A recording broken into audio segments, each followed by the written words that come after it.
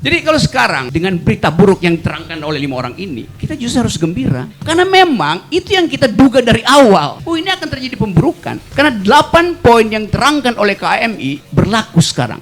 Memang, karena itu mahasiswa betul di end game itu memang sedang terjadi. Bukan karena voluntarisme kita, tetapi faktor-faktor sosiologi bergerombol untuk memastikan bahwa Indonesia sedang berada di ujung kehancuran.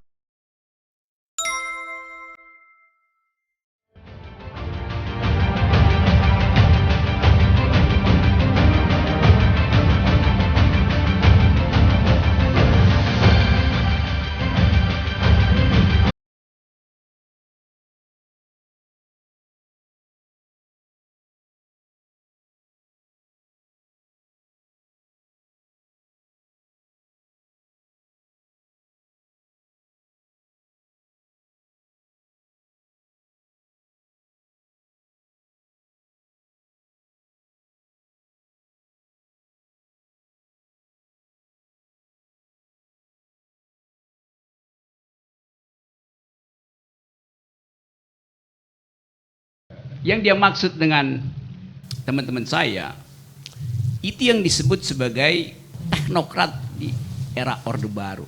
Dan yang kemudian carry over ke dalam era reformasi itu. Itu yang dimaksud tuh. Kan itu disebut teman-teman saya, untung dia nggak bilang saya tuh. Karena saya memang nggak ada di situ. Saya menghindar dari situ tuh. Satu paket di dalam sejarah yang memang mendominasi dunia waktu itu adalah pikiran-pikiran neoliberal. Tapi saya bukan neoliberal, I am a liberal.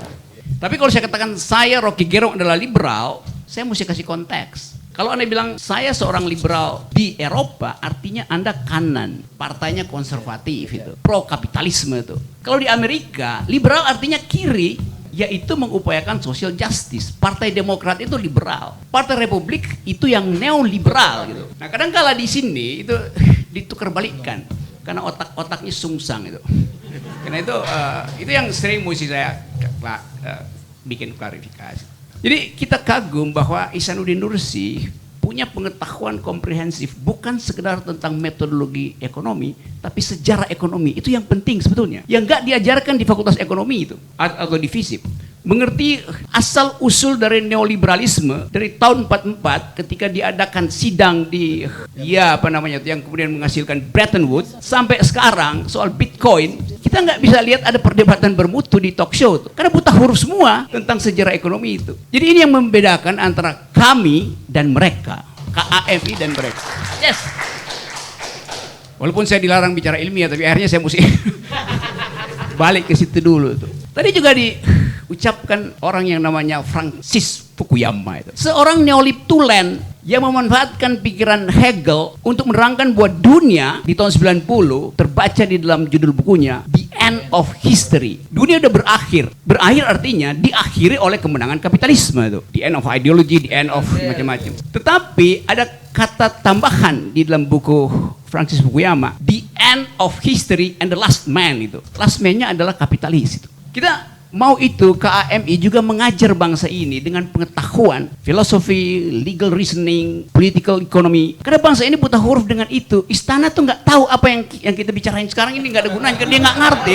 Yes. Jadi kalau sekarang dengan berita buruk yang diterangkan oleh 5 orang ini, kita justru harus gembira. Karena memang itu yang kita duga dari awal. Oh, ini akan terjadi pemburukan. Karena 8 poin yang diterangkan oleh KAMI berlaku sekarang. Yang dikonstatasi oleh kami, mulai pemburukan ekonomi, pemburukan kehidupan kebudayaan, pemburukan birokrasi, semua sekarang menyatu. Sehingga masuk akal ketika kita bilang, ini adalah the end of history dari Jokowi. Itu intinya. Memang. Karena itu mahasiswa betul di end game itu memang sedang terjadi. Bukan karena voluntarisme kita, tetapi faktor-faktor sosiologi bergerombol untuk memastikan bahwa Indonesia sedang berada di ujung kehancuran. Itu sekarang pilihannya mau dicegah nggak kehancuran itu. Kita udah berupaya 1 tahun nggak bisa, jadi biarin aja kan. Logikanya begitu sebetulnya. Nah, saya ingatkan sekali lagi bahwa tadi Francis Fukuyama akhirnya menyadari kekeliruan pikirannya itu. Karena itu kemudian dia tulis buku baru, judulnya Disruptive.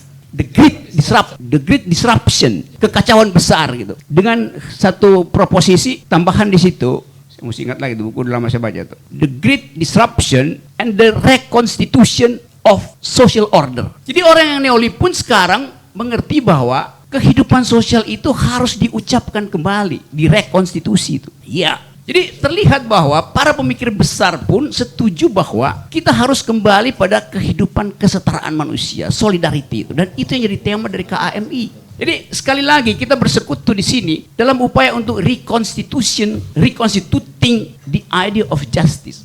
Karena inti dari kemerdekaan Indonesia adalah social justice. Itu yang nggak terlihat. Kan itu yang jadi tontonan kita untuk tahu bahwa memang pemerintah ini mengeksploitasi rasialisme supaya mudah dikendalikan kalau terjadi social unrest itu. Jadi bayangkan misalnya nih, Chinese community di dalamnya ada struktur yang berlapis-lapis, ada yang kaya banget, ada yang miskin banget. Kalau saya pergi ke Singkawang, saya ketemu dengan orang Cina yang jadi pembersih-bersih ya Pak, tukang sapu jalanan yang miskin sekali. Tidak jauh dari Pantai Indah Kapuk, karena namanya Cina Benteng, yang betul-betul pariah tuh. Jadi terlihat bahwa negara mengeksploitasi pemodal Cina sekelompok sambil setelah dia kuras dipalak begitu, tapi isu rasial tetap dipertahankan. Karena itu cara untuk mengendalikan masyarakat. Hal yang biasa kita baca di dalam buku-buku political philosophy, di dalam upaya untuk memahami bahwa niat pemerintah sebetulnya adalah menghalangi persatuan supaya dia bisa kendalikan keadaan itu. Itu busuknya pemerintah yang diajarkan oleh Niccolo Machiavelli sampai ke siapa namanya tuh 1984, George Orwell. Sampai kita baca buku yang ditulis oleh Ihsanuddin Nursi. Kalau kita bikin refleksi Indonesia hari ini, lepas dari soal kita mau konfrontasi, kita mesti katakan bahwa kepemimpinan hari ini kepemimpinan yang tidak dituntun oleh pikiran. Dia nggak ngerti apa yang sedang terjadi. Bahkan ditanya apa itu Taliban, apa itu Taliban? Dia knows nothing gitu. Karena akhirnya waktu kita ajukan proposal perubahan 1 tahun yang lalu, kita bilang ini adalah gerakan moral. Energi kita datang dari keprihatinan terhadap bangsa. Selama 1 tahun kita mesti lakukan reevaluasi dan bikin kondisi baru. Apa yang mesti kita soundbite kita, nama baru untuk keadaan ini apa? Kita mesti beri nama keadaan ini. Menuju end game kah? Pastinya begitu. Jadi saya lihat bahwa publik di bawah itu menunggu nama baru dari keadaan ini apa itu. Pemburukan, the beginning of the end. Dan nama itu hanya bisa diberikan oleh orang yang mampu melihat sejarah secara utuh gitu. KAMI bisa melihat sejarah secara utuh karena itu KAMI bisa memberi nama apa yang sedang terjadi sekarang. Tidak cukup lagi kita katakan bahwa kami adalah gerakan moral. Karena kita sudah upayakan itu. Artinya gerakan moral sebagai basis dari perkumpulan ini harus dinaikkan 1 derajat. Silahkan dijawab sekarang. Iya. Supaya orang tahu bahwa moral dan perubahan mendasar itu satu nafas. Orang membutuhkan perubahan mendasar. Orang nggak peduli lagi dengan ya mau 3 periode gak segala sesuka-suka deh. Tapi kita menginginkan perubahan mendasar. Jadi kata perubahan mendasar harusnya mulai digaungkan oleh petinggi-petinggi kami, oleh kita semua tuh. Supaya orang tahu bahwa KAMI menaikkan 1 derajat tuntutan politiknya tuh, bukan sekedar moral tuh. Karena moral udah selesai, kita udah coba nggak bisa itu. Bahkan lebih memburuk kan.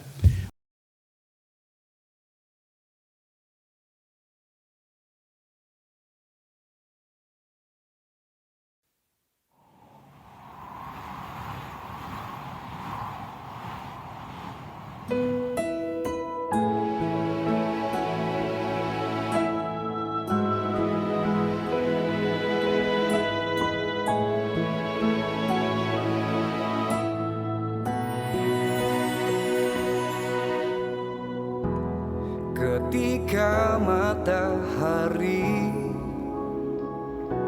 hanya di atas kepala, panas melelehkan padang yang luas, tak ada naungan, tapi engkau pemimpin adil. Tuhan memberi kabar gembira. Setiap manusia adalah khalifah di muka muka bumi ini, tapi engkau khalifah dari khalifah. Kau dinaungi, kau diselamatkan, oh, dari hari pembalasan.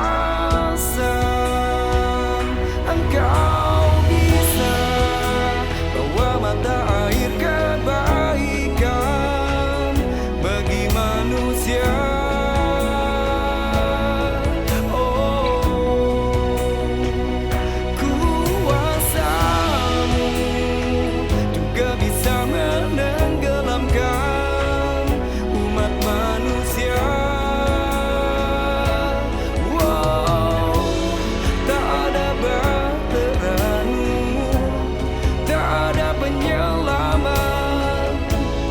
Maka